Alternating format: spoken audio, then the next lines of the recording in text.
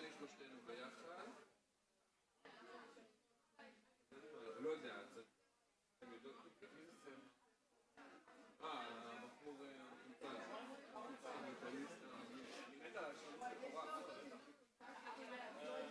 No, not a soy boy, I'm a soy man. כן, אז דברו איתו, כי אל תפנו אליה, היא שנייה קורסת. למה זה לא? אני באתי לעזור לך, ומתחיל עליי, שמה אתה מתחת לדבר? אני פותר לך בעיות במשלחת שלי. תירגעי. חנוך. מדהים. מדהים, מדהים. רגע.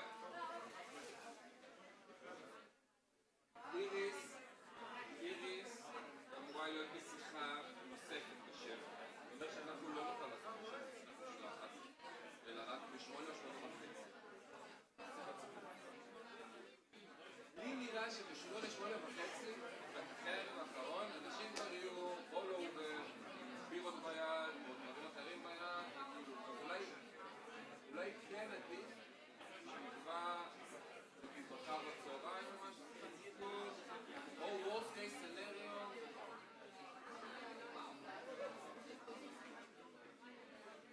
כאן היום זה קודם פרודוקטיבי, לא?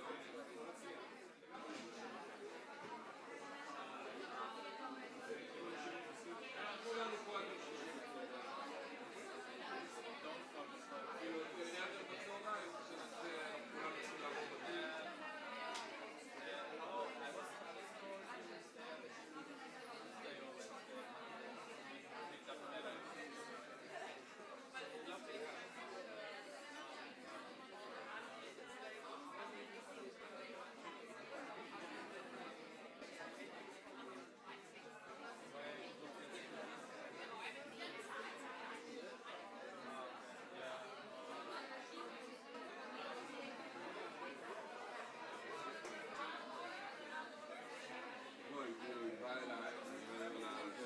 אתה יודע כבר איזה סיפור, אני יודע כבר נשאיר. אז מה אתה רוצה ללכת? אבל דיבה יושן, אתה מדבר לנפש. תדעיתי רגע, אני על זה. הוא עשה כאילו לפני, מרגיש לי כאילו רגע. עכשיו, אני בא...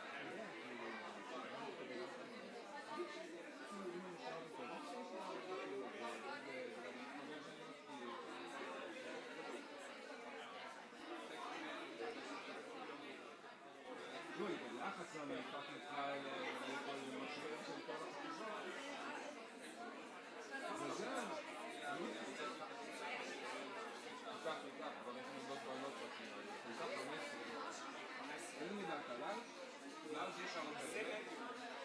לארג' יש הרבה.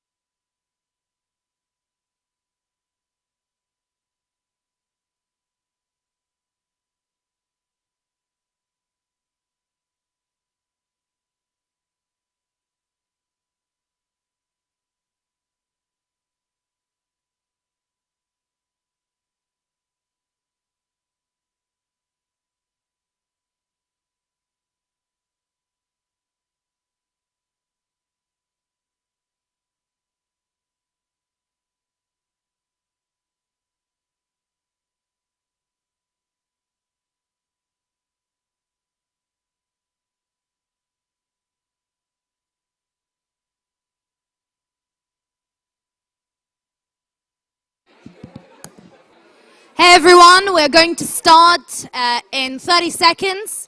So please, can all the speakers come to the podium and can everyone get a seat?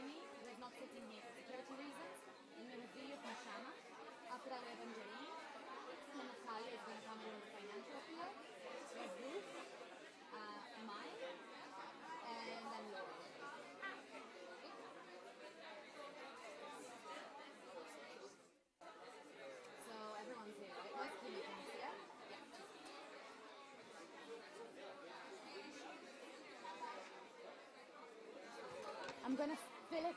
I'm gonna start. No filming, no pictures. Yeah. Hi, comrades. Can everyone please take a seat? We wanna get started. Am I not speaking loud enough? Thank you. Can everyone please take a seat? We are going to start. So, hi everyone, and welcome to this closing rally of this fantastic first ever Rosa International Conference. And I think I can speak for most of us when I say that this has been an extremely inspirational and extremely motivating conference. And I'm sure that we're all going to go back to our countries or our cities feeling the urgency and the need to get involved and fight back against oppression.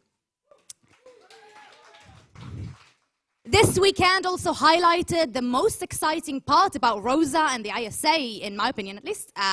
We are an international. It's been particularly useful, I think, hearing the experiences of so many activists from so many countries. In fact, in this room, we have participants from 20 countries, just in this room.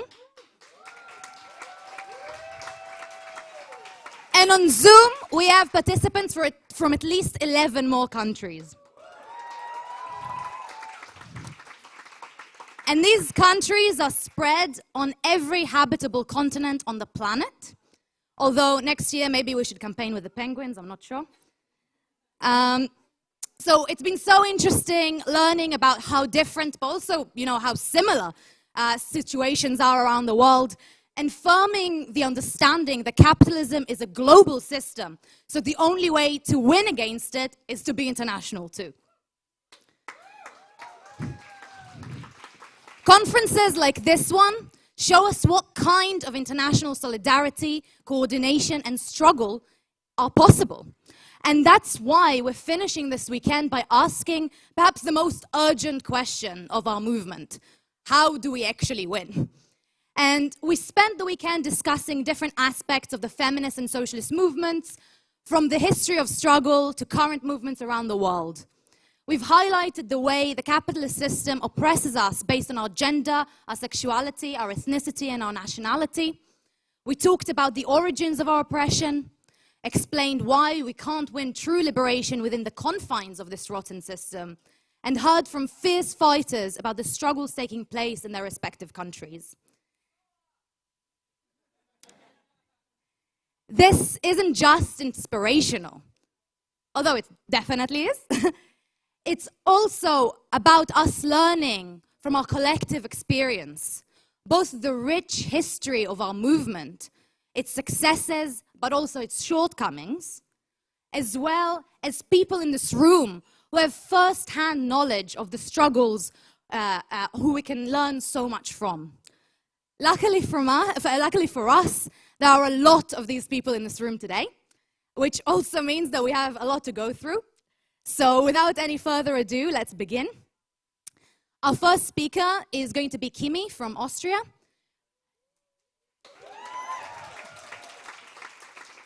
Kimi is a young Rosa activist in Vienna who helped organize big solidarity demonstrations with the movement in Iran. And she's going to discuss the explosive movement in Iran and also international solidarity. But before she speaks, I want to ask everyone in the room to please refrain from filming or taking pictures for security reasons. It's very important. So please put your phones away for the duration of this speech. But Kimi, go ahead.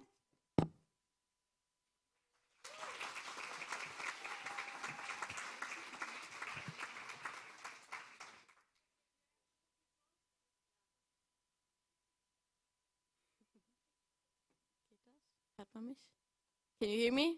Okay, good. Okay. So, since the 16th of September 2022, the anniversary of the death of a young Kurdish woman called Jina Mahsa Amini, there have been ongoing protests in Iran and Kurdistan. Jina was a victim of the murderous and brutal Iranian regime. Since then, young people, women, queer people, and men have been fighting side by side for the abolition of the whole regime. And despite hard repression, they will not be crushed.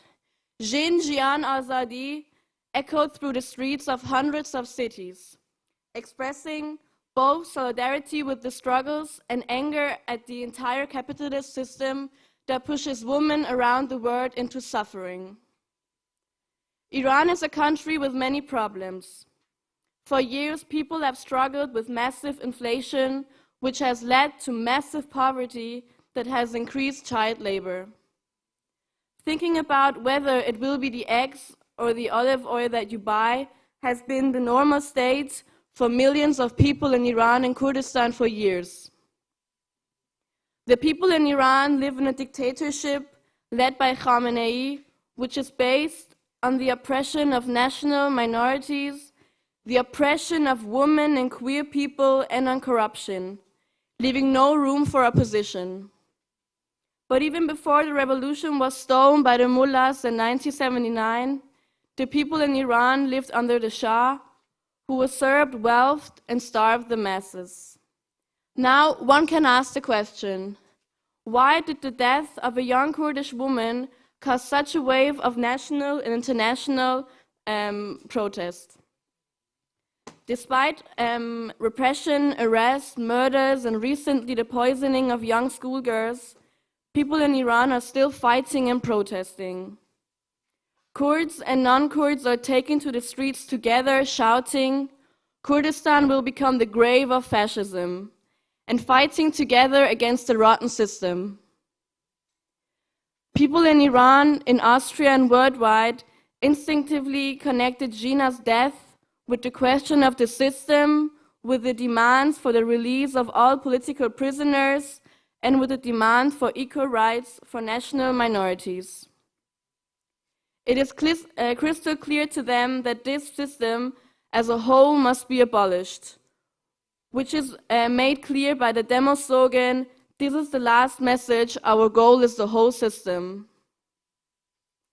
Jina was not the first to be beaten to death by the morality police and become a victim of the brutal and murderous Iranian regime. But her murder was the one who really broke the camel's back, and even in Iran's most religious cities. Her death symbolizes for millions of people the Iranian regime, which does not allow women to decide about their own bodies, even in the smallest way, which treats national minorities like Kurds like the last evil of society, which beats people on the streets, shoots them in the brain, rapes them in prison, and finally murders them. The hijab has become a symbol not only for women's oppression, but also of harsh living conditions, such as poverty, hunger, and so on. The workers and the youth in Iran and outside have realized that women's oppression is a pillar of this regime. They have realized that those who murder girls and women for not wearing their headscarves properly are the same ones who steal millions and billions from the workers. They have realized that these are the same mullahs who control every millimeter of the female body and control the economy. We were aware from the beginning that the movement in Iran is not only important for the region, but also worldwide. The movement is an inspiration for all oppressed people around the globe who live in repressive countries. It is especially an inspiration for girls and women, which we saw in the demos in Afghanistan. And that's exactly why we decided in Austria to build a socialist, feminist solidarity movement. We were aware that there will be an escalation in Iran and Kurdistan because Jina was one dead woman too many, and especially one dead Kurdish woman too many. And that's exactly what happened. Strikes started in Kurdistan, protests spread all over the country. And in these protests, once again, women and queer people were at the forefront, accompanied by men in the back rows who for the first time took a public stand on this issue and showed solidarity. For the first time, women burned their headscarves in public, breaking a very deep-seated taboo. Workers of a sugar factory called Haftape demanded at the beginning of the movement to shout the slogan, "Bread, Work, Freedom." But after a short time, they showed solidarity with a statement and supported the slogan, "Women, Life, Freedom." This example shows that awareness has changed rapidly, not only among young people, but also among workers. In Austria, we recognize that Iranians, Baluch, Kurds, Armenians, Afghans, and Austrians wanted to show solidarity, which is why we organized these successful demos together with them. At these demos, we made it clear from the beginning that there were left-wing, feminist, and internationalist solidarity demos. We empathize that we offer no space for nationalist or monarchist symbols or slogans. We made it clear that for a real change, a program is needed. We also made clear that demonstrating women, youth, and workers must take control of society and not the son of the Shah or other powerful elites based abroad. In these demos, many people reorganized and got involved. Some organized the demos with us, others gave speeches. In this way, we have been able to build a left pole in the Iranian community. For us, this was central. For many of us, this was central because of the political development we made, because it was the first time we came into contact with the revolutionary movement. The feminist revolutionary movement in Iran and Kurdistan is an inspiration for all women, whose whole life is a struggle for survival, an inspiration for all oppressed people worldwide, for a new generation of young, militant women and youth, and an inspiration for the whole class.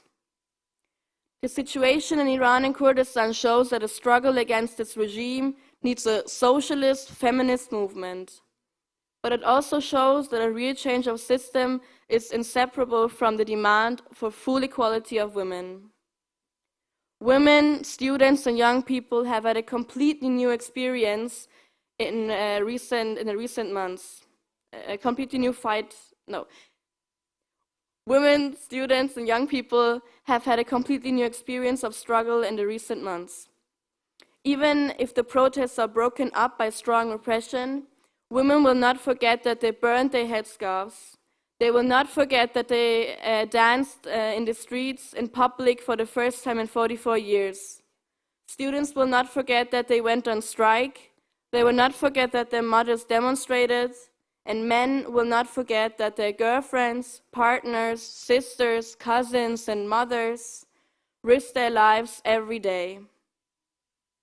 Even if the current movement does not end successfully, it will never lose the effect it has left on the consciousness of the whole class.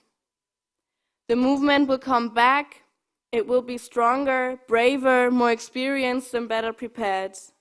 It will return to its task of overthrowing this rotten capitalist system and building a society in which the freedom and needs of women, workers, minorities are central, and not those of mullahs, the Revolutionary Guard, or imperialist powers.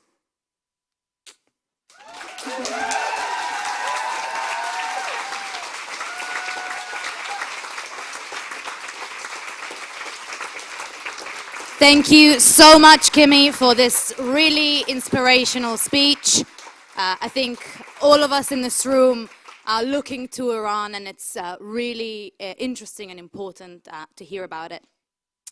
Next, we have a pre-recorded video from Shama from the US, who couldn't be here with us, unfortunately.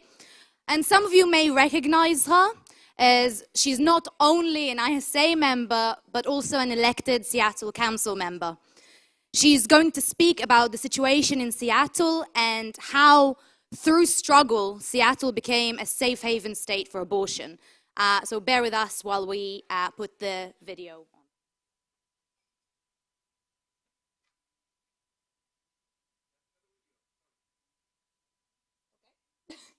So apparently the video is not ready yet, so we're going to move on to the next speaker and come back to Shama after.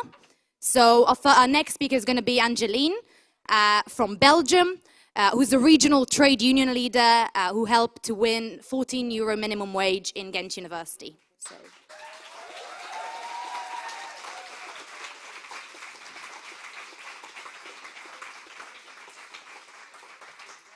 Comrades, are you awake? Are you awake for women's rights? Okay, I know it's Sunday afternoon. It can be better. Are you awake? Are you awake for women's rights? So, that was the most important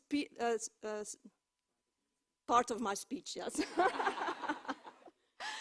Ik ben Angeline, socialiste syndicaliste uit België. She's Angeline, socialist and trade unionist in Belgium. Kennen jullie België? Do you know Belgium? Ja. Wie België niet kent, ik begrijp jullie. If you don't, she understands.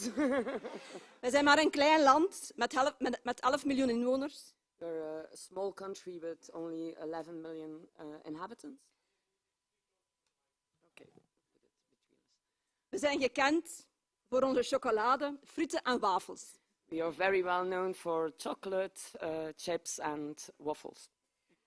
Maar de helft van onze inwoners bestaat uit vrouwen. But half of our inhabitants are women. We zijn een rijk land. Op de lijst van de rijkste gezinnen ter wereld staan we op de 10e plaats. So it's a rich country. On the list of the richest families, we're in 10th place. België telt 560.000 miljardairs. We have miljonairs. 560,000 millionaires.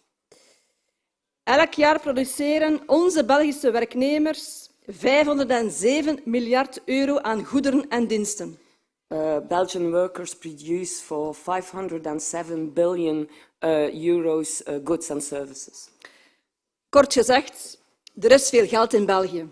In other words, there's a lot of money in Belgium. Dus eigenlijk zou het moeten goed gaan met de vrouwen in België. So in fact, it should be a good place for women. Maar nee, dus. No. Het inkomen van de Belgische vrouwen ligt 20% lager dan dat van de mannen. Income of women is 20% under that of men. 33% van de vrouwen die alleen wonen, leeft in armoede. 33% of women who live on their own lives in poverty. Het gemiddeld pensioen van vrouwen ligt 20% lager dan dat van mannen. The average pension of women is 20% under that of men. 71% van de burn-outs zijn vrouwen. 71% of burn-outs are being had by women. Per jaar worden 24 vrouwen vermoord door hun partner of ex-partner. Every year, 24 women on average are killed by their partner or ex-partner. Kijk, we kunnen daar duidelijk over zijn. Marx en Rosa Luxemburg hadden gelijk. So we need to be clear that Marx and Rosa Luxemburg were right. Het is niet omdat een land rijk is dat het goed gaat met de vrouwen. It's not because a country is rich that it's a good place for women. Het is niet omdat er veel winsten zijn dat deze automatisch vloeien naar zij die de welvaart creëren, naar de werknemers. It's not because there are a lot of profits that these profits also go to those who produce them. Het laten terugvloeien van de winst naar de mannen en de vrouwen, dat gebeurt niet automatisch.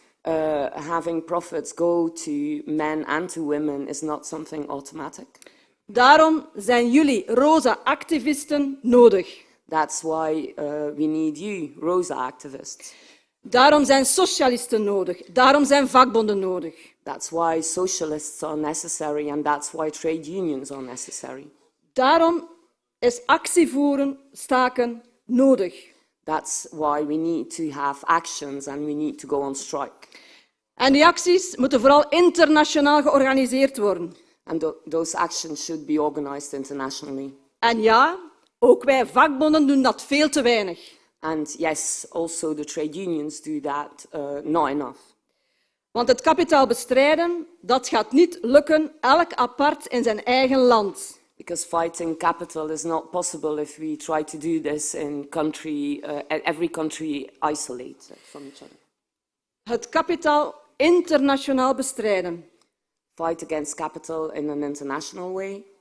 Kameraad Clara Zetkin had dat goed begrepen.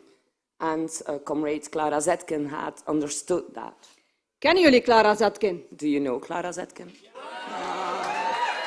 Oef.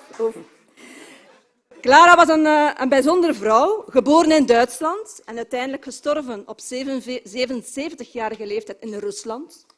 She was a remarkable woman. She was born in Germany and died in Russia. Zij was Marxist, socialist en vooral ook internationalist. She was a Marxist, a socialist, and very importantly, she was an internationalist. Het was zij die 113 jaar geleden de internationale Vrouwenstrijddag 8 maart uitriep. She was the one who called 113 years ago the International Women's Day. Staken. Strike. Helaas. Unfortunately. Het werkstaken gebeurt vooral vandaag door mannen. Strikes mostly happen by men. In de mannelijke sectoren. In male sectors. In de petroleumsector, de metaalsector en de scheikunde. In chemical sector, oil sector, metal industry. Dit moet veranderen. And it has to change. Ook vrouwen moeten meer in verzet. Women also have to fight more. Vrouwen overal ter wereld moeten durven staken. Women everywhere in the world have to dare to strike. Maar kameraden, ik kan jullie geruststellen. But she's got good news. Er zijn ook syndicale verhalen van vrouwen die staken en die goed aflopen. Yeah, there's also trade union stories about women who go on strike and they win. In België zal 1 september 2021 niet alleen de geschiedenisboeken ingaan als de eerste schooldag na corona. In Belgium, the 1st of September 2021 will not just go into history as the first real school day after corona. Nee, het is ook de dag waarop het poetspersoneel, die vooral vrouwen zijn, aan de Universiteit van Gent eindelijk de €14 bruto per uur verdienen. It's also the day in which the cleaning staff of the university in Ghent, mostly women, have won €14 minimum wage.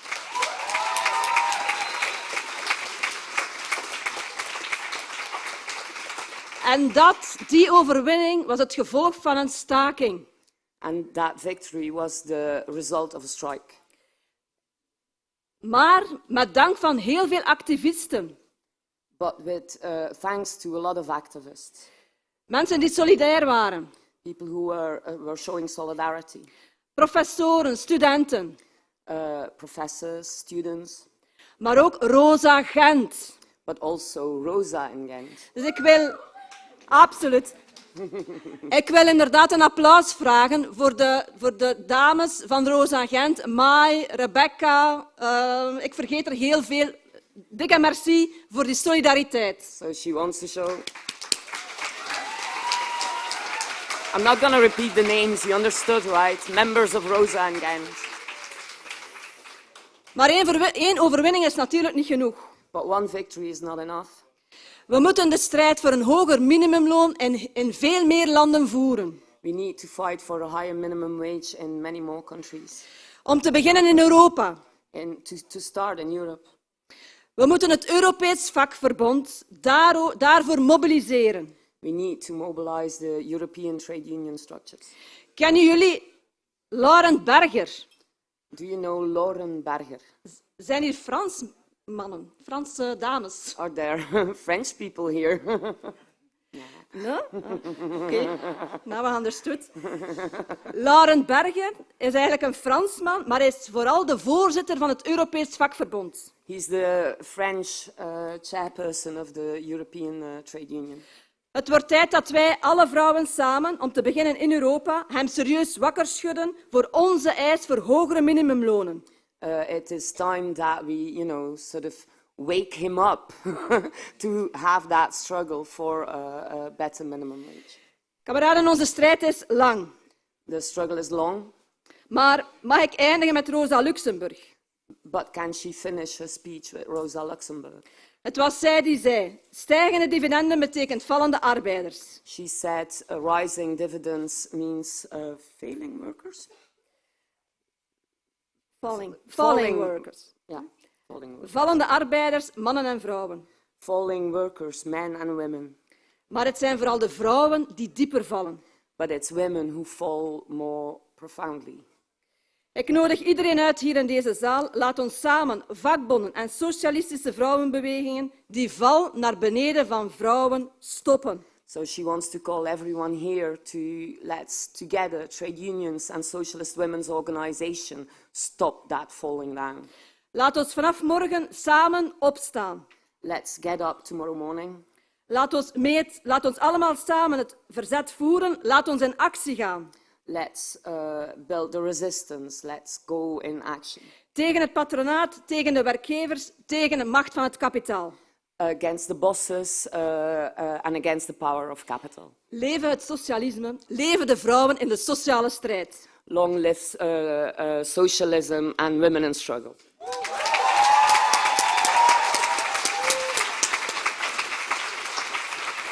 Thank you so much, Angeline, for these really inspirational words. I think, learning from the struggles that we've been in is always super important, and I think the successes in Ghent University are clearly something that we can all learn from. I'm told that the video from Shama is ready, so we're going to go straight for it. I've already introduced, so let's go. The collapse of a number of banks in the last week is exposing the deep-rooted malaise of global capitalism.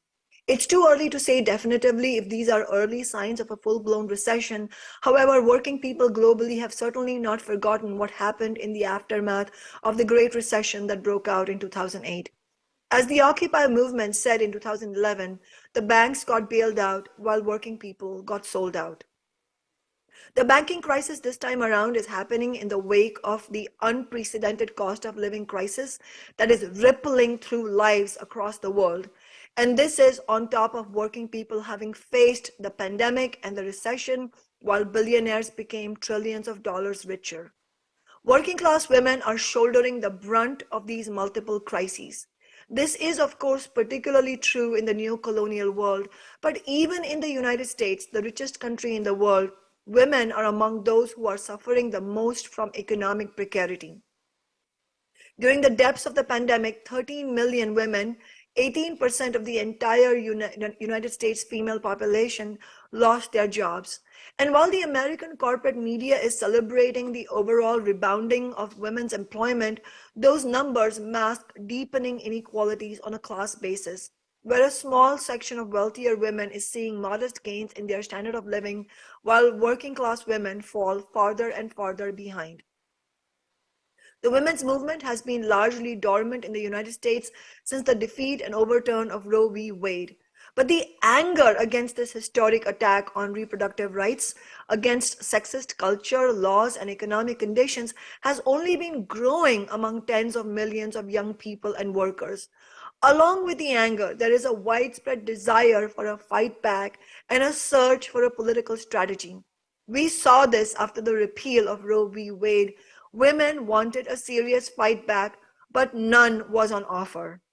The Supreme Court ruling was completely contradictory to the position of the overwhelming majority of the American population. Polls showed a large majority reject the ruling. One poll showed that 60% of all respondents and two-thirds of women disapproved of the ruling. The fact that despite this huge support for abortion rights for Roe v. Wade, that there was not a mass fighting defense of the law falls at the feet of the so-called leaders of the women's movement. Planned Parenthood, NARAL, the Biden administration, and the Democratic majority in Congress, featuring more women than ever before in American history, including AOC and the so-called Squad, all of these were looked to by millions for a lead in fighting back after the initial leak of the Dobbs decision. After decades of campaigning and fundraising on defending abortion rights, the best that these misleaders had to offer was hand-wringing about Republicans and preparing for a post-Roe world. Rather than fight, they said, give us money.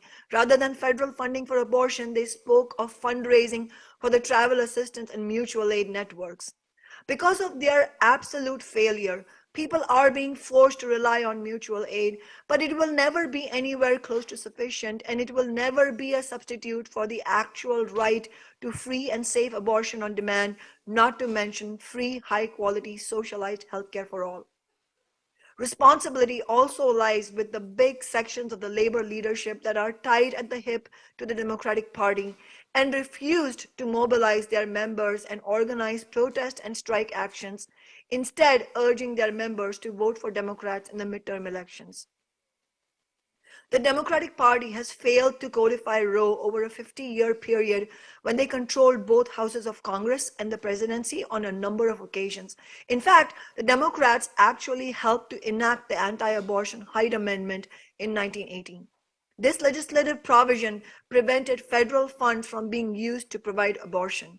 It was the first part, really, of the weakening of the victory on Roe, which itself was only won in the first place because of the powerful social movements of the 60s and the 70s. The complete failure of the Democratic Party and the women's and labor organizations aligned with them can be contrasted with the approach we have taken in Socialist Alternative. Immediately after the Dobbs ruling was leaked, Socialist Alternative organized and led militant protests in multiple cities across the country. These protests mobilized tens of thousands of young women, union rank and file, and working people. In Seattle, our Socialist City Council office won a law that makes our city an abortion sanctuary. This means that Seattle police are prohibited from arresting people based on outstanding warrants related to anti-abortion laws around the country, and will also be prevented from otherwise aiding in investigations of those cases. People with abortion-related warrants will be able to live in Seattle without being extradited to whichever state is attempting to prosecute them. The broad support and excitement for our abortion sanctuary legislation was as strong as one might expect, but winning was far from guaranteed. There are 8 Democrats on the City Council, and I am the only socialist. At the same moment that they expressed words of outrage over the Supreme Court ruling, the Democratic City Council members were attempting to undermine our legislation in the backrooms. They attempted to greatly weaken the clause that now mandates Seattle police not arrest people with out-of-state abortion-related warrants. In other words, they attempted to make it purely symbolic. The only reason the Democratic Council members backed off from this was the fighting strategy that Socialist Alternative used by building a real movement. We mobilized hundreds of working class people into action and put serious pressure on the Democratic Party politicians. More than 5,500 people signed our petition in support of the legislation in just a few weeks.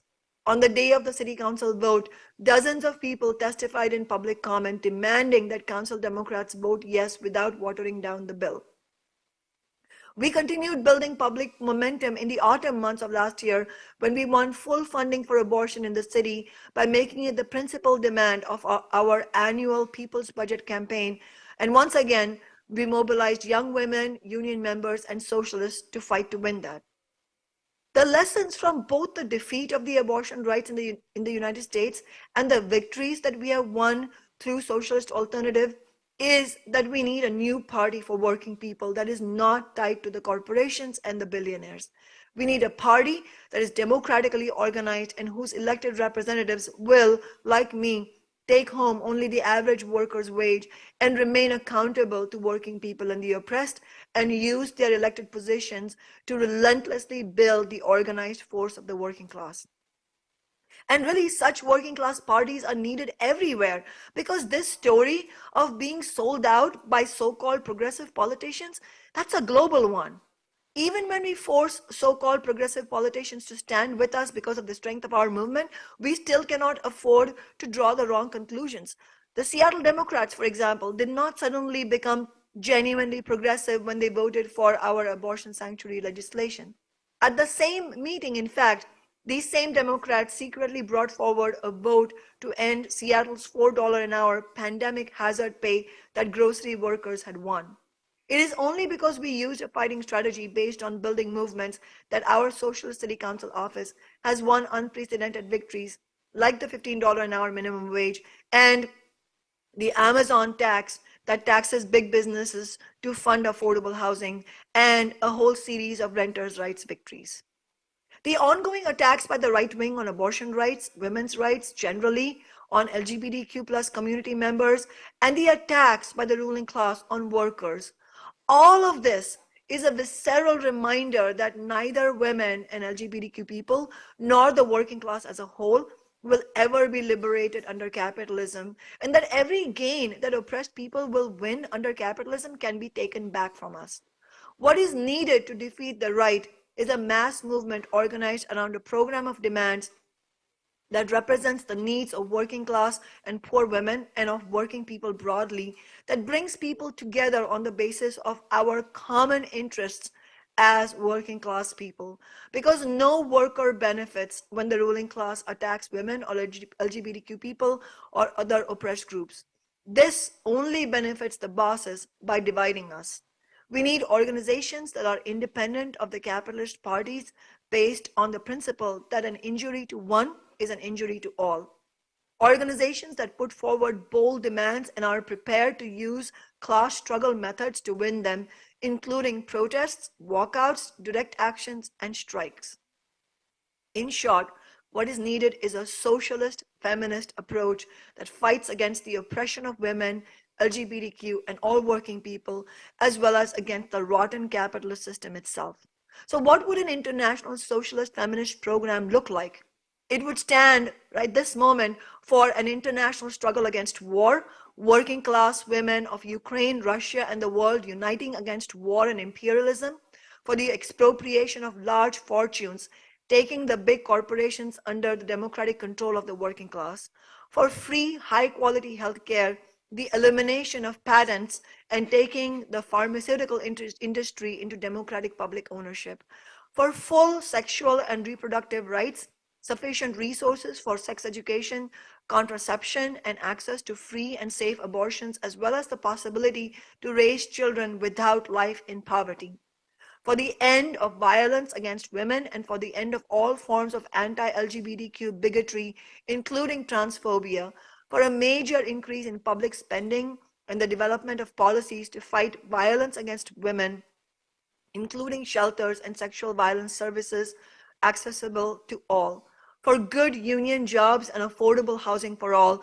to make an independent life possible and to release those trapped in abusive situations, for an end to sexism, racism, and all oppression. Because to succeed in all this, we need an end to capitalism itself, and we need to fight for a socialist world. Solidarity.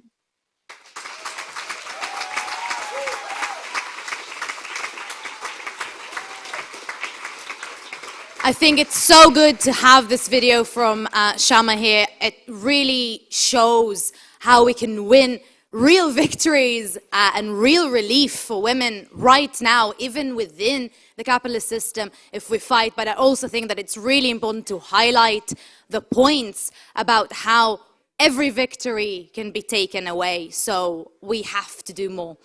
Now, I know we haven't talked about this enough, but before we move on to the next speaker, obviously, all of us know that we live, unfortunately, under a capitalist system. And what that means is that we wouldn't have been able to pull off this kind of conference without having the funds to do that. So I want to invite Natalia from Sweden to explain a little bit more about what it took and also make a financial appeal so that we can continue the great work that Rosa International is doing. So.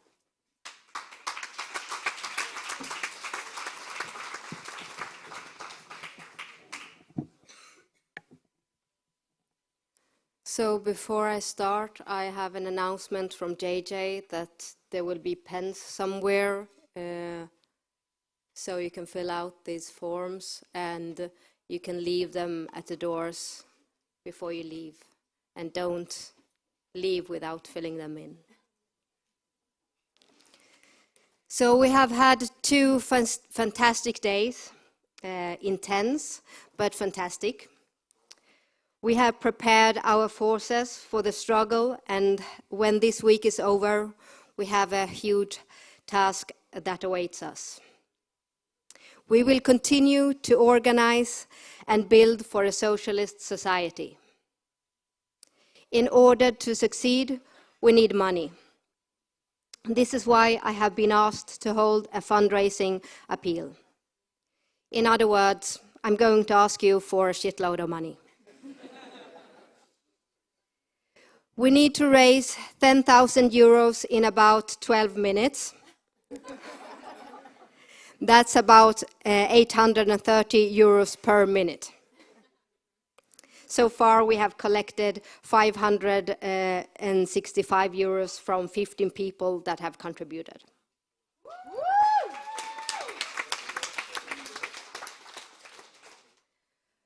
For most people, what we are building is enormous and difficult to understand. For some, it may even sound impossible or unreasonable. But what is really impossible, it is what we are living right now. What is unreasonable is that 11 women are murdered in Mexico every day. What is unreasonable is that trans women in Brazil on average die before they are 35.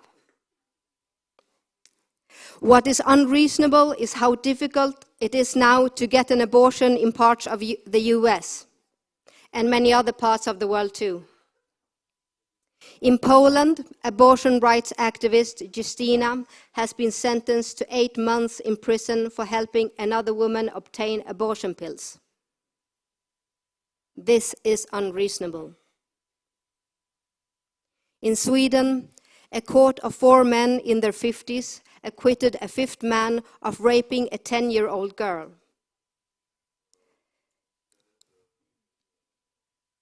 The men did not think it was certain that the perpetrator's fingers had been inside of the girl's genitals. They did not understand what she meant because they did not use the same word as the 10-year-old girl uses to describe her genitals. This is unreasonable.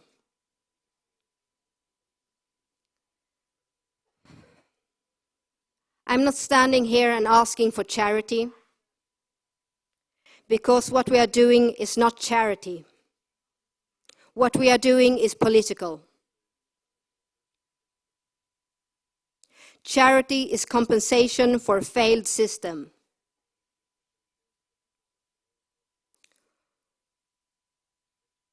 We cannot fix this system, and we do not want to replace its institutions.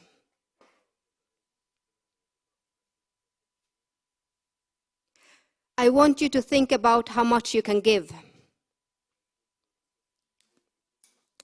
Picture that sum in front of you as I continue speaking.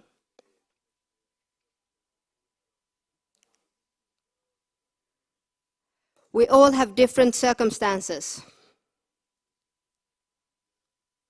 What is a lot for you is not a lot for someone else. But all contributions are important. Any contribution is a help along the way, whether it is 1,000 euros or €1.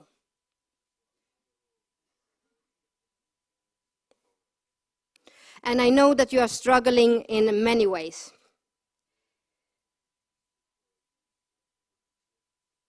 The rent may have gone up, food costs more, your salary is stagnant.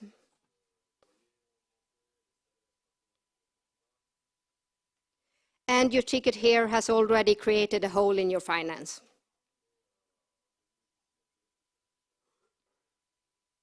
Nevertheless, I ask you to really put your heart and soul into your contribution.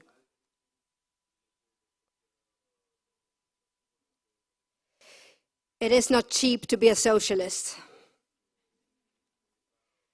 but it's much more expensive not to be. With the money we raise, we cannot build an utopia, but we can continue the fight. Sometimes it feels terribly difficult. Like the task is too big, too abstract. That is because it is big, but it's not abstract. One of our strengths is that we are not just struggling individuals. We are a collective of ideas and a collective of people who fulfill those ideas. To fight alone today is to burn yourself out. If you are not already a member of ROSA and the ISA, become one. We need you and you need us. We have proven time and time again that we are needed. In Ireland, we played a crucial role in the struggle for abortion rights. When others did not believe it was possible, our comrades did not just fight for legal abortion, but secured legal and free abortion. More recently, our comrades in the US, in the midst of a backlash against abortion rights, made Seattle the first abortion sanctuary city and won free abortion care in the city budget.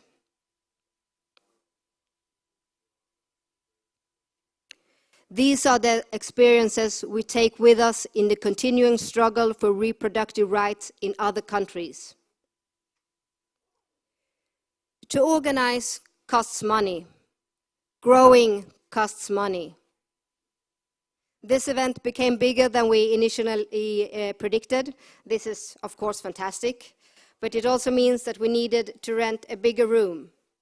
The first one we rented cost 800 euros. Instead, renting this one has cost 1,400 euros.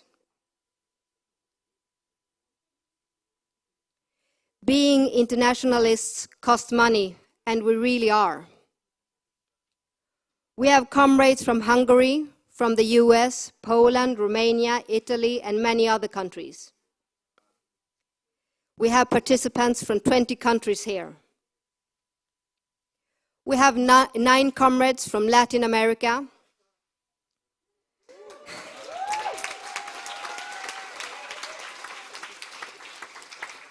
And by now you all know what an epicenter Latin America is for the feminist movement. A ticket from Mexico costs 900 euros. We have 2 comrades from India with us this weekend.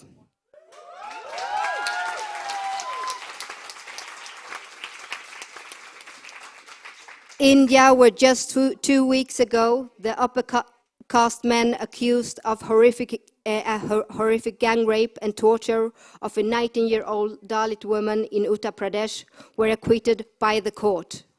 But India also were women in the tens of thousands helped propel one of the world's largest and longest protest movement in 2021, the farmers' revolt that imposed a defeat on Modi's pro-corporate farm laws. A flight ticket from India cost 980 euros.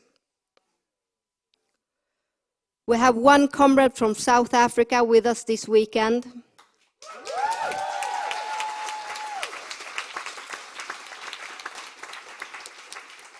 South Africa has the world's deepest class division and 5 times the world average when it comes to femicide rates. Building socialist feminist work in South Africa is vital. A ticket from South Africa costs 890 euros. Can you make a contribution equivalent to one ticket from Mexico, South Africa, or India?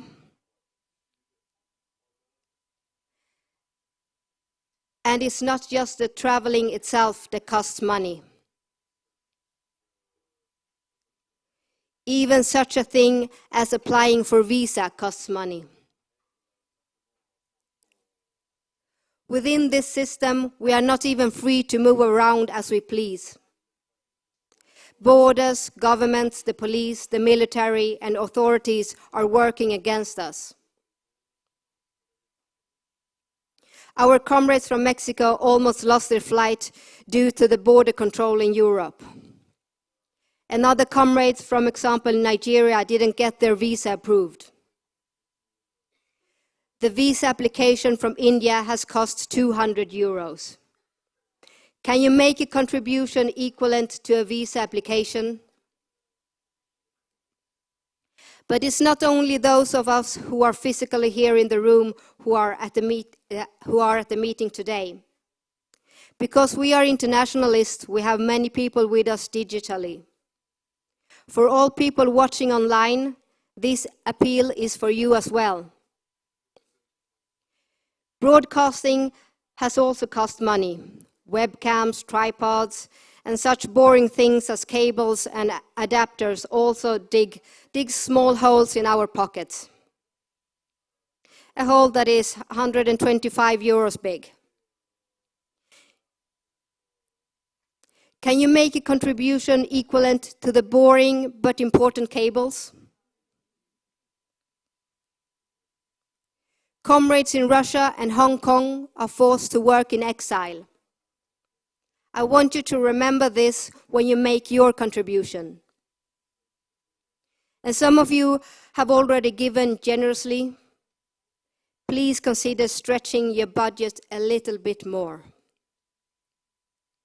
Socialists are the ones with the least money, but the ones who dig deepest. Now the 12 minutes have almost passed. It's time for you to dig deep. Do you remember how much you imagined that you would give? That you could give? Now, instead of thinking about how much you can give, I want you to imagine how much you want to give. Because, of course, that sum is higher. I know that for most people, our pockets are very empty and our wallets are very thin. But can you imagine digging in a little bit more? The capitalist system is unreasonable. A socialist world is possible, and you can help us along the way. Thank you.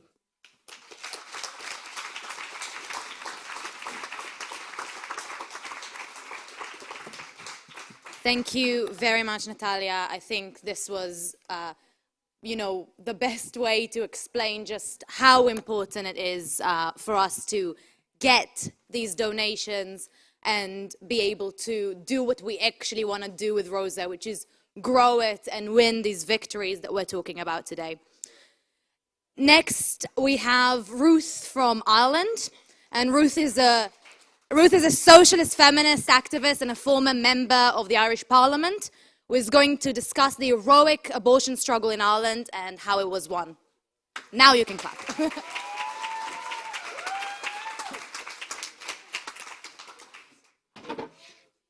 Will I do the Are You Awake thing as well? It worked. Okay, well, 5 years ago, we were gearing up in Ireland for what was a historic referendum. The biggest challenge to the Catholic Church in our history, and arguably the biggest victory for women in the history of Ireland, was on the cards. So it's important that we learn from that struggle and that we mark the role of socialist feminists in winning abortion rights. Now, speaking about the victory after it happened, Prime Minister Leo Varadkar told the world that it was a quiet revolution. Well, if you put your hands over your ears, it's very, very quiet. Because for a long number of years, that's what Leo Varadkar and the Irish establishment did. They refused to listen to the loud cries of women, of young people, of the LGBT community for a referendum for bodily autonomy. Because, of course, we made noise. In fact, they were forever telling us to tone it down, stop being so shrill, that extremely sexist phrase that's used against women in campaigning. And they attempted to rewrite history about how this important social change came about, because the referendum had to be wrenched from their conservative grasp. And for over 5 years, since the horrific death of Savita, a migrant woman, refused an abortion in Ireland in 2012. You would think that would be enough for decent people to grant a referendum, but no, we had to fight for 5 years or more. And Rosa was established in Ireland in 2013 by women, Socialist Party members who saw the need for an active campaigning organisation that would fight for abortion rights in a pro-choice way. We saw the conservatism and the lack of belief of liberal feminists that this could actually be won. We also saw the huge change in attitudes taking place in society. For example, on the main shopping street where we had our stalls, older working class women would queue up to sign our petition and to give donations. There had been a breach, a break had occurred between working class people and the Catholic Church after decades of scandals of sexual abuse.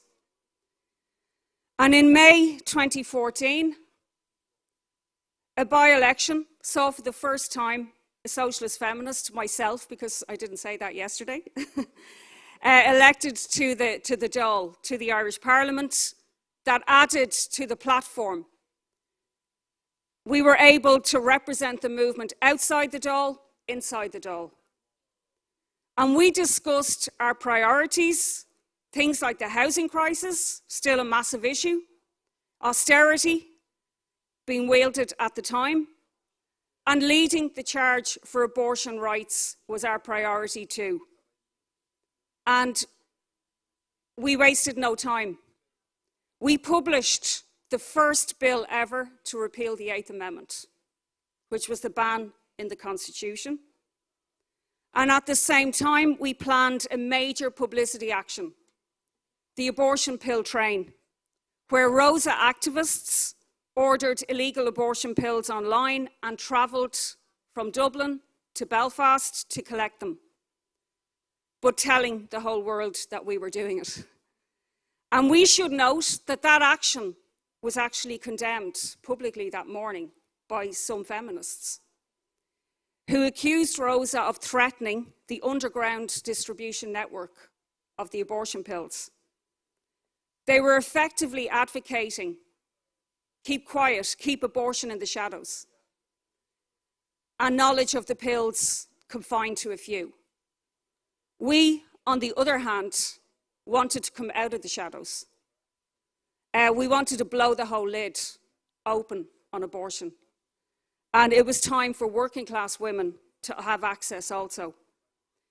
So we were able to withstand these criticisms because of our support from Women on Web, the largest international doctor-led abortion provider online, who assisted our pro-choice work. For example, a survey that was done later on of Irish people using the abortion pill showed that 2 in 3 were mothers already.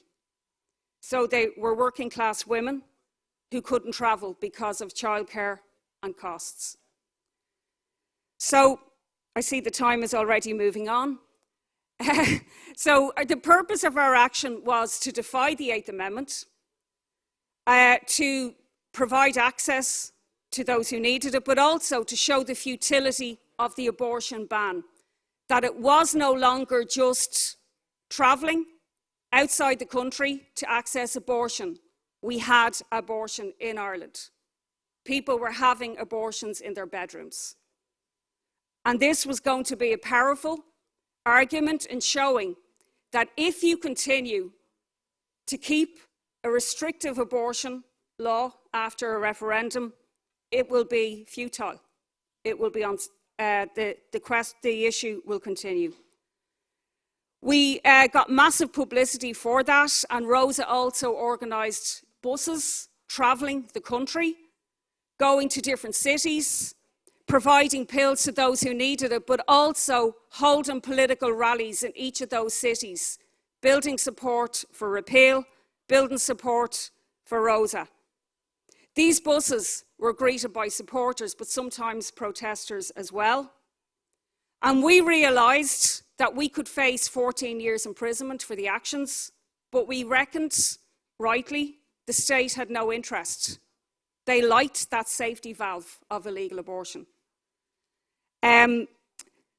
Many times in the Dáil, we raised the issue of abortion and became synonymous with the issue, inside but also actively outside.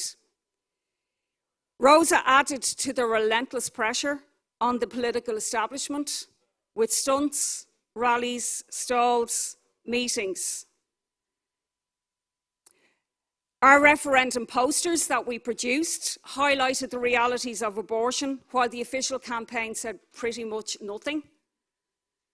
We actually had large secret donors for our poster campaign because we were filling a huge vacuum, actually saying something to people. We highlighted bodily autonomy. We highlighted the abortion rates, for example, in the Netherlands, where it was very liberal. We had trans-inclusive posters, and we highlighted, of course, Savita. Rosa also organised a rally in Liberty Hall. We organised a 10K walk from Dublin city centre to the airport to mirror the journeys every day taken by women and pregnant people to access abortion. We had handmaids walk to the Dáil outside the first day of the Parliamentary Committee on Abortion, which I was on. And we ensured that that committee was watched by thousands of people, putting pressure on it. So I don't have time to go into all of the things because I've got to wrap up. But I just want to say something very important, that the establishment in Ireland is extremely conservative, linked for a century to the Catholic Church, misogynistic through and through. And we had to expose them, put pressure on them.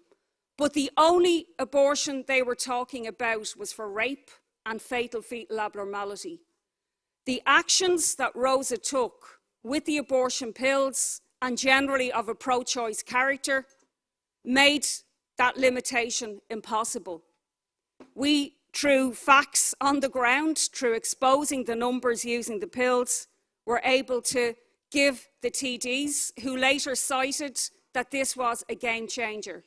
The phrase used, the genie is out of the bottle, and all because Rosa and the role that we played. I just want to read some messages that we got sent to us after the campaign. Again, I'll keep them brief. One said, "Thank you so much, Rosa, for all your heroic, inspirational, constant efforts." Another, I hope you realise how much you have done for the women of Ireland. I'm just so happy, grateful and optimistic for the future. One said, Ruth, I must admit you'll go down in history as the most vocal, consistent voice of repeal, an unwavering, passionate advocate. You've done the country, health professionals and women a great service. And many others about the posters that we produced and so on. And I think it gives you an idea of what socialist feminists can do, armed with the right ideas, working in the right way, having a pivotal role on something that means so much to women and to pregnant people in general.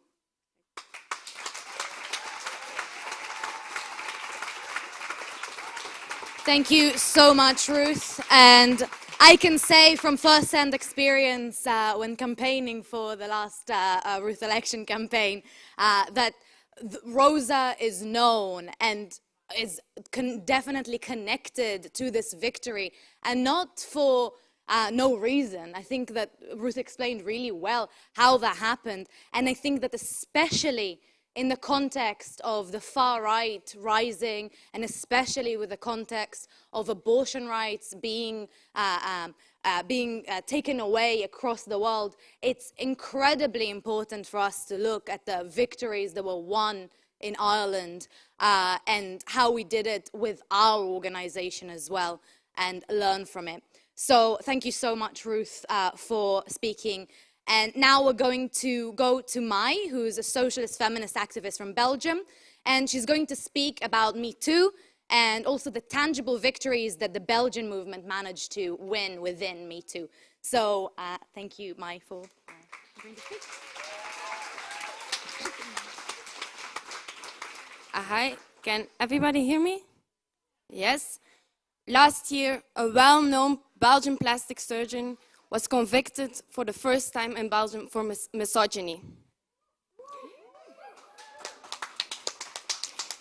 His name is Jeff Huybers, and he was known for normalizing rape in reality programs and represented the right-wing reaction on #MeToo. This was the first time someone was convicted on that basis, so it had great symbolic significance, but it was the result of public pressure. In 2019, a fascist meeting at my university took place with Jeff Huybers as a speaker. Rosa organized actions at that time, at that meeting, and we published a video with parts of its speech and a call to action. This video went viral and reached national outrage. For many weeks, it was national media. As a result, 1,200 complaints against Huybers were filed, and this was unseen. But more important than his actual conviction was the fact that we created a dangerous precedent for the far right. We made clear that those brutal hate speech would no longer be left unanswered. And that's why Huybers sued 2 of our Rosa members as an act of intimidation.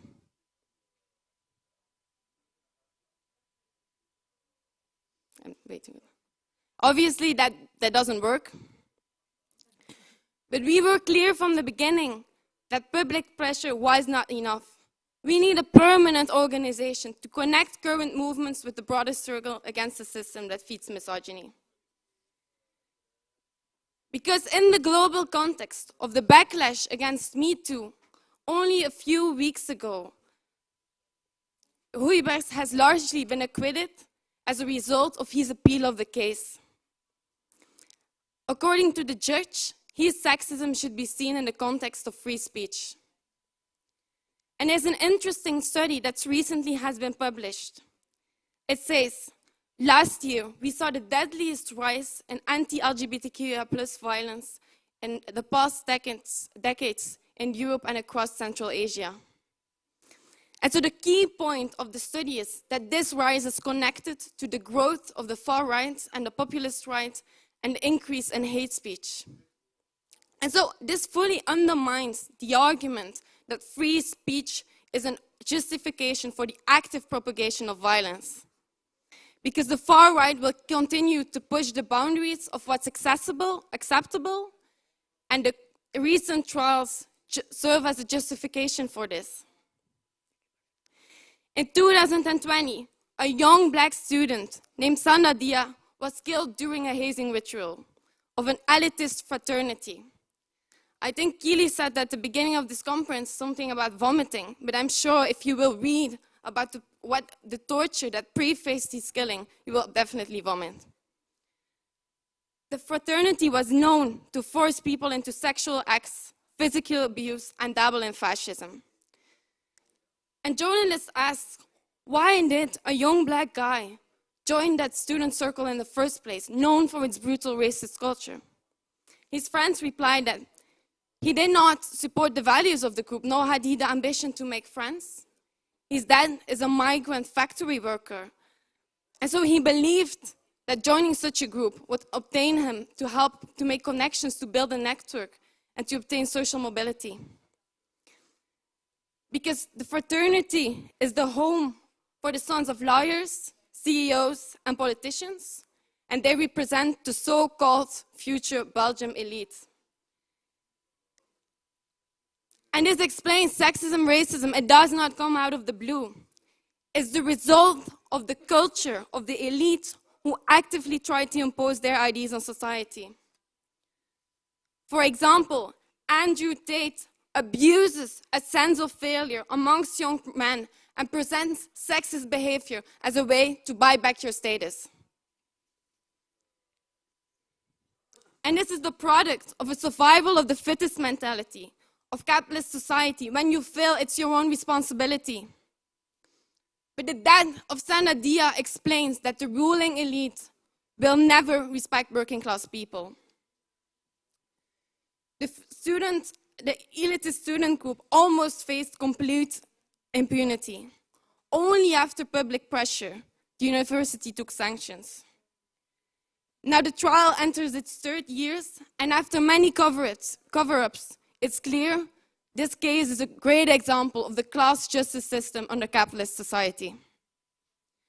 And that's why justice can only be won on the basis of struggle. And at the beginning of the trial, Rosa in 2020 organized actions at the courts. I'm gonna skip a few points, but it was clear from the commissions during this weekend that the high schools are a key battlefield of the far right in their struggle against their so-called gender ideology.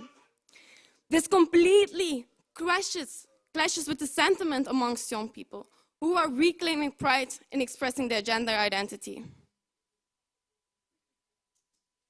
But on the other hand, are constantly confronted with the shame and the limited freedom they experience under capitalism to express themselves. Waiting lists in gender-affirming care are caging young people in a body they don't want to be in, and austerity cuts are denying them the basic right to be themselves. And it's clear, gender roles have a purpose under capitalism. They reflect and they train you for your future economic role in this society. And when it comes to the housing crisis, the cost of living crisis, and the capitalist crisis, social misery will only become worse and potentially feed the growth of the far-right ideas. And this is a type of future young people are super conscious of and have to face right now.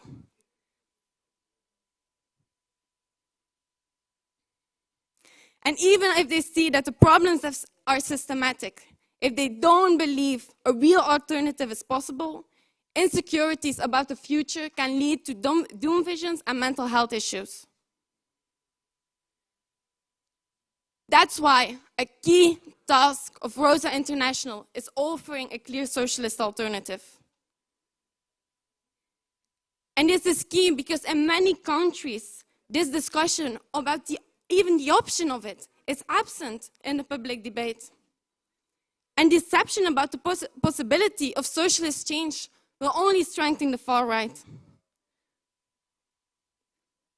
So offering clear socialist demands, demonstrating that your individual reality is embedded into collective experiences, that's key. That's key in what Rosa does.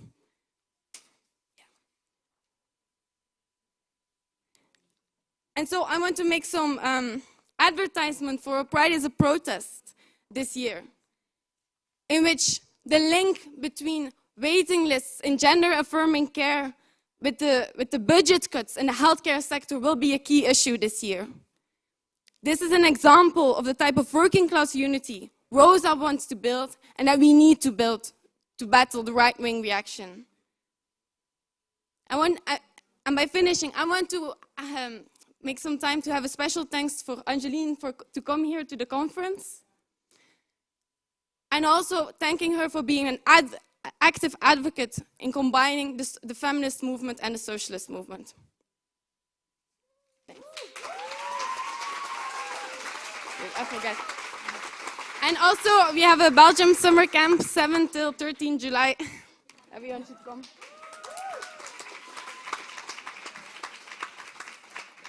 Thank you very much, Mai. Obviously, Me Too was a huge progress in the last decade, and it's really important that we take a good look at what has been won, the backlash against it, and how the attacks are ongoing, and how we're going to fight back against them and win more victories and liberation at the end of it. So before we go on to the next speaker, there's something important that we need to do first. So in this first ever Rosa conference, we talked about many issues related to our struggle as women, LGBTQIA+ people, and working class people as a whole. We also discussed the historic giants of our movement, from Alexandra Kollontai to Clara Zetkin, from Rosa Luxemburg to Eleanor Marx. We're truly standing on the shoulders of giants. But it's also important to recognize and thank the many socialist feminists today fighting for liberation, and especially those who have been fighting for so long. Some of the women in this room have been in this movement for decades, paving the way for the new generation of socialist feminists and winning true victories that we're still enjoying today. And this is the time to show our appreciation. Rosa was established almost exactly 10 years ago, and in this decade has grown into something much larger than its parts. But it's still significant to mention those who have been pushing for it, building for it, and making it what it is today, and making this conference the success that it was. So before we move on, I want us to take a moment to applaud those in the room who have made Rosa happen. So if we can.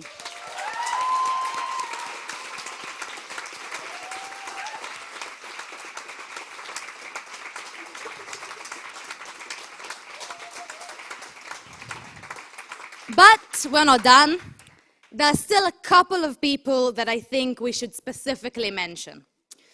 So most of you would probably not know, but behind the scenes, without most of us seeing, there's been incredibly intricate and exhausting organizational work that's been happening to make this conference happen.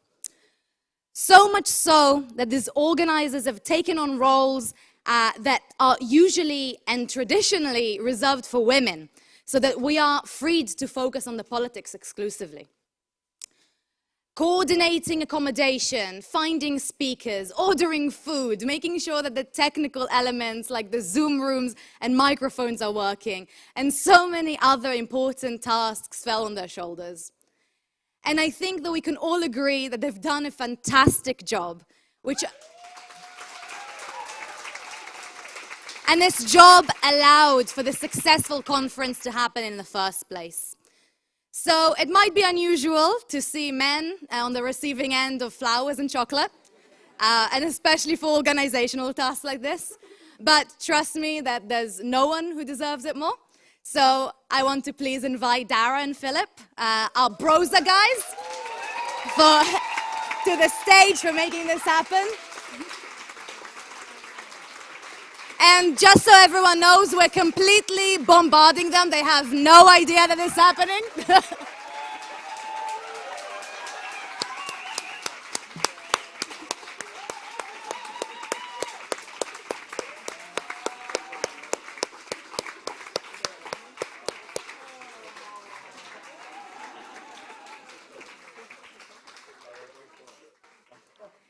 And as the cherry on top, we also got them a voucher for the favorite restaurant in Vienna. So they can take the day off from the tiring care work that's been assigned to them and enjoy a meal that they don't have to cook or clean after, like the good men that they are. But seriously, let's give it a last round of applause for everyone involved in making this what it was.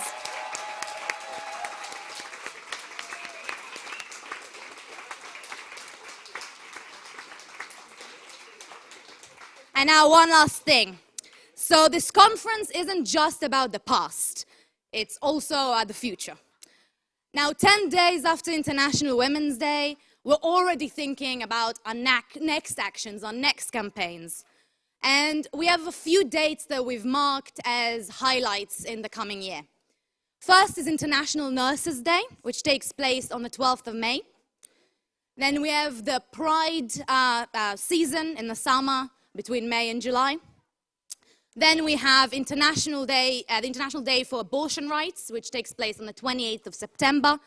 And of course, the International Day for the Elimination of Gender-Based Violence, that takes place on the 25th of November. Obviously, this is not it. We're not stopping there. There will be other campaigns, but this is a good start and a good focus for the year. And the strength of Rosa is the initiatives that we take. It's the way that we reinforce the movement and also how we give an idea more widely of what can be possible for our victories and our liberation. And for all of these dates, it would be really important for us to share what's happening in different countries and regions and what might happen in your country, how we can use these days to build Rosa, its program, its methods, but also the movements as a whole. And we're working together, adapting, sharing between different countries, and taking social media pictures for each other, translating articles, and I think we should do more and more and more of that. But for this reason, we need to know what's happening in your countries, we need to know what you have planned. So for this purpose, we're going to have the opportunity to help with that after the rally. We're going to have 4 tables in each corner of the room, each for each of the dates, and we invite you to reach out, have discussions, exchange contact info, organize coordination, and inform us with your international perspectives. And the last thing to mention that Mai kind of gave a little intro to is our summer camps. Our sections around the world are hosting lots of different summer camps, and that will allow us for more time to discuss with even more people involved in the movement. So please look around the stalls, see the dates, and attend as many as you can. So our final speaker today is going to be Laura from Ireland, and she's going to give the finishing words of this conference. And I know that you all think it's impossible to summarize this kind of conference. I don't know where I would start. It's a monumental task, but there's no one better than Laura to do this. But you've all heard her speak already, so I don't think I need to explain it. So, Laura, go ahead. Fair play, Yara.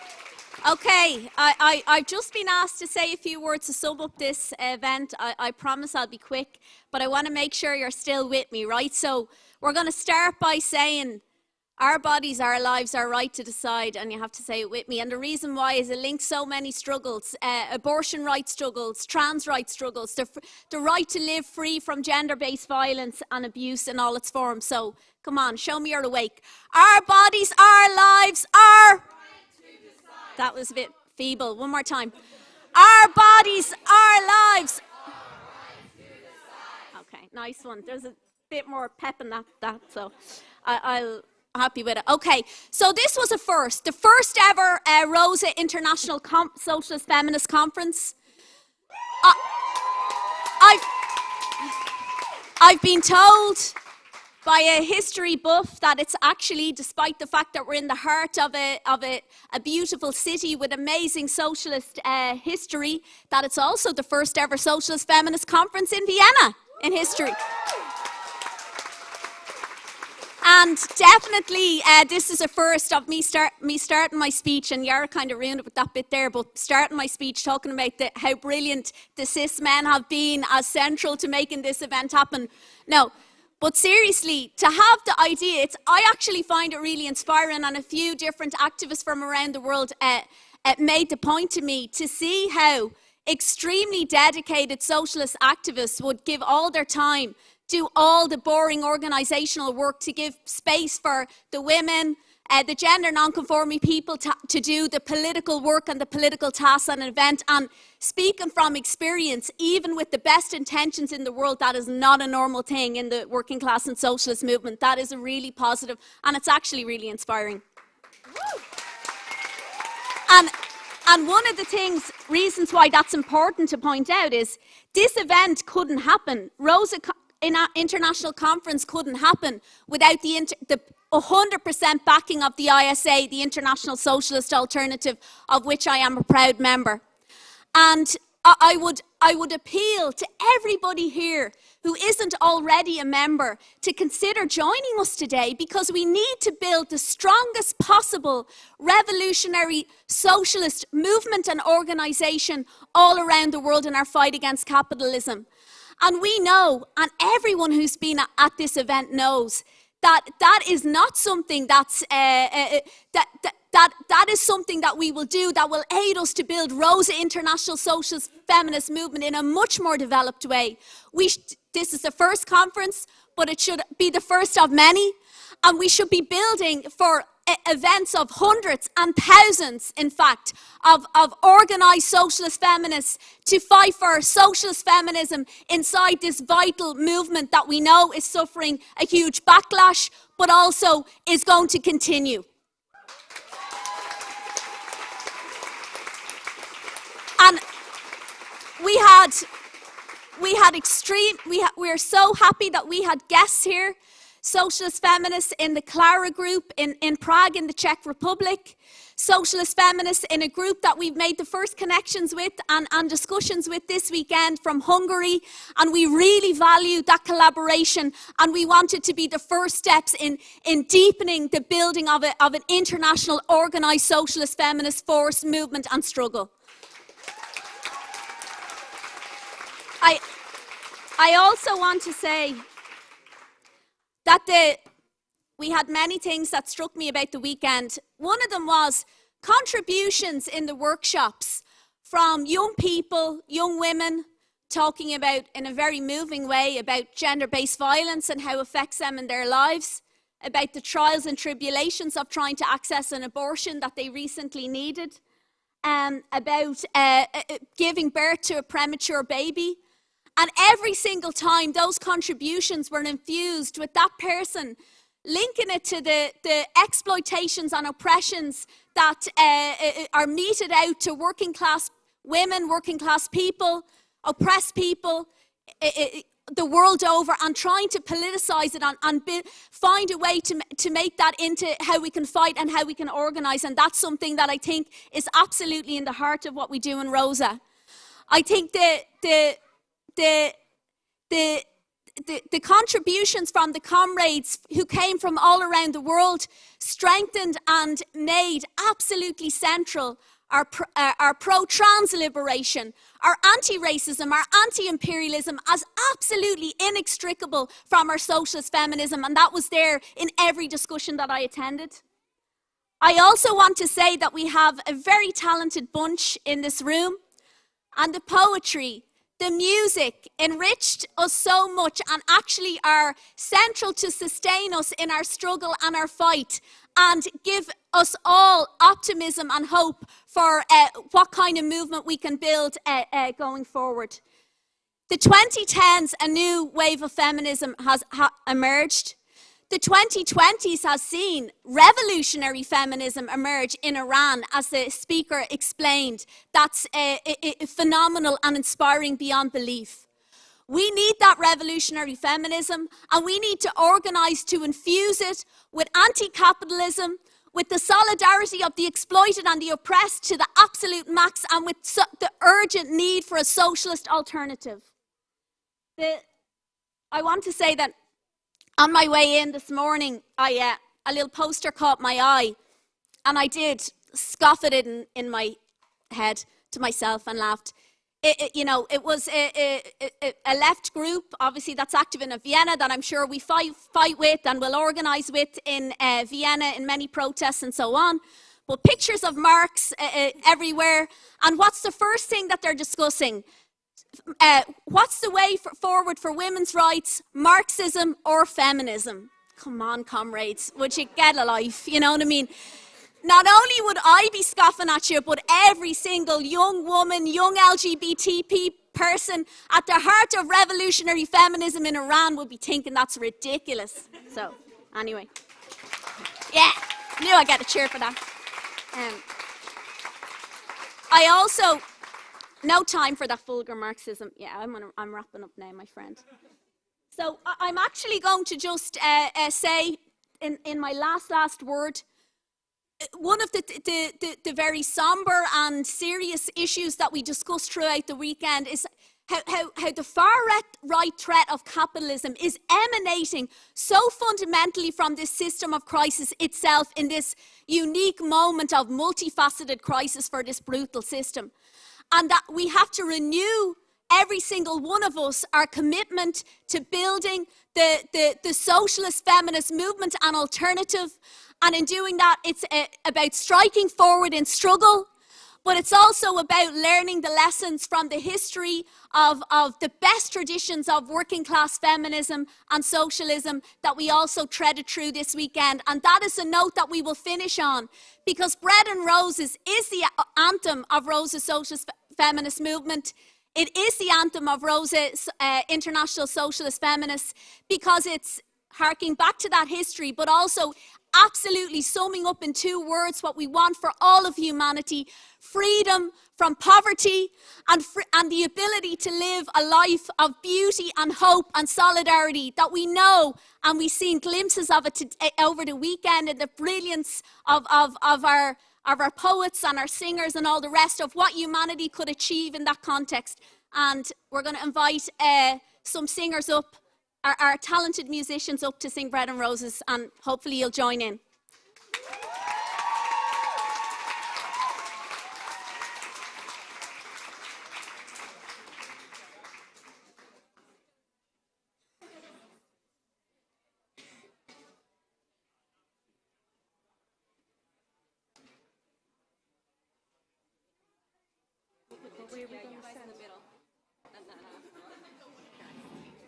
We'll try and move in a bit closer, I'd say.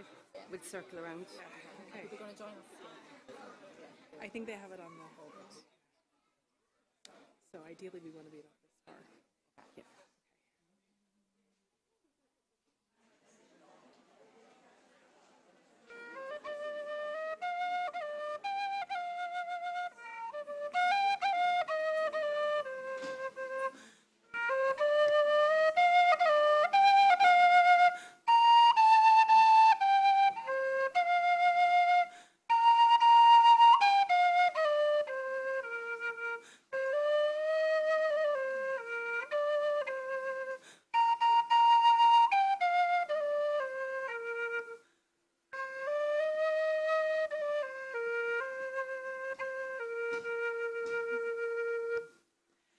As we go marching, marching in the beauty of the day, a million darkened kitchens, 1,000 mill-lofts grey, are touched by all the radiance that a sudden sun discloses, as the people hear us singing, bread and roses, bread and roses.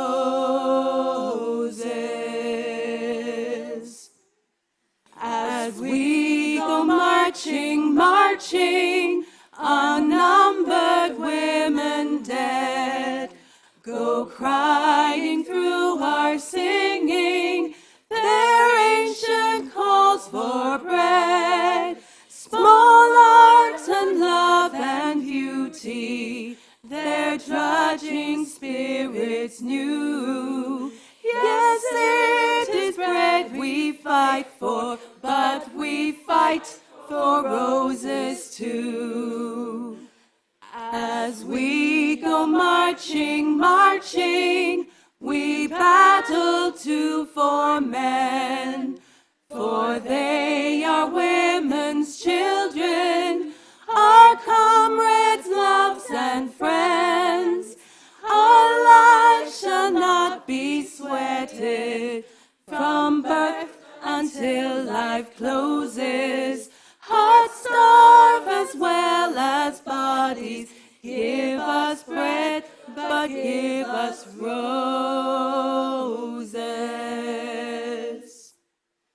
As we go marching, marching, we bring the brighter days. From the rising of the women rises all the human race. No more the drudge and idler tend their toil where one reposes, but the sharing of life's glories, bread and roses, bread and roses. Softly. Our life shall not be sweated from birth until life closes. Hearts starve as well as bodies. Give us bread, but give us roses.